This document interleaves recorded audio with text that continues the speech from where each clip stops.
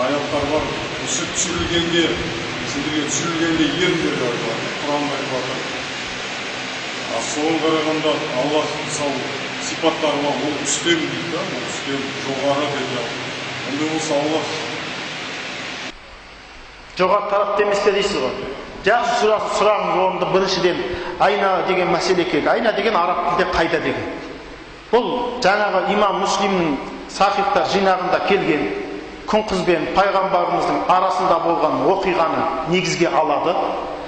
Енді бұл оқиғаны негізге алмас бұрын бұл оқиғаның төркініне қарауымыз керек.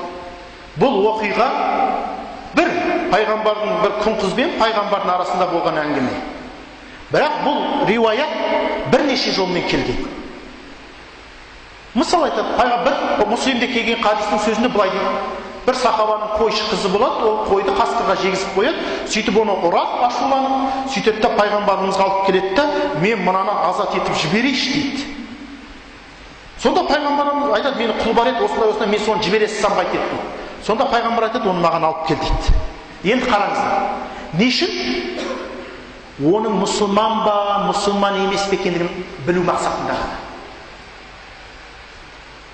Қараңыздар, оны маған алып кел деді пайғамбар. Ондағы мақсат не үшін? Оның мұсылман еместігін анықтау үшін. Енді қараңыздар, сіздерге сұрақ қоямын. Мұсылман адамның мұсылман ба, мұсылман емес пе, немесе оның исламға кіруін біз қалай білеміз? Және қалай жүзеге асырамыз?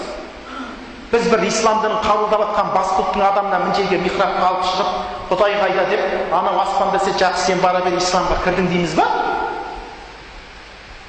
Бұл сахабалардың өмірінде орын алмаған нәрсе. Жаңа хадистің екінші риуаяты бар. Дәл сол оқиға, бірақ басқа сөзбен келген. Ол Ахмад ибн Хамбал Байхақида келеді. Не дейді? Мән Раббук дейді. Раббың кім дейді? Ана қызды айтады. Енді сіз оқиғаны қараңыз. Пайғамбарымыз ана қызды шақырып алғандағы мақсат не үшін болды? Ол мұсылман ба, мұсылман емес екенін білу болды. Ал білеміз, исламда біз мұсылмандық немен анықталатындығы. Қай бір тарихта оқиға болды ма? Құдайың қайда? Ана аспанда деді, бара берсең мұсылмансың дейді. Жоқ.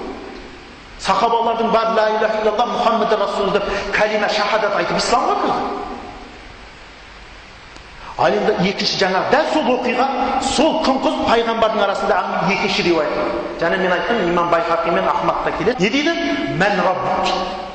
Алла, сен Раббың кім деді? Пайғамбарымыз ана қызға анау айтты, Алла деді. Мен кіммін деді? Анта Расул, сен пайғамбарсың. Жібере бер, мына мұсылман деді. Сондықтан Муслимде келген риуаят емес, мына риуаятты алған ғалымдарымыз. Және қайда деген сұрақта ол әр қашанда араб тілінде бір тарапты білдіре бермейді. Енді имам Маликтің Муатта кітабында келеді, хадистер жинағында. Дәл осы оқиға, жаңа күн қыз бен пайғамбарымыздың арасындағы үшінші түрде. Ол жерде не істейді? Пайғамбарымыз жаңа қызға айтады: "Аташхадина ан ла иляха иллаллах инни расул".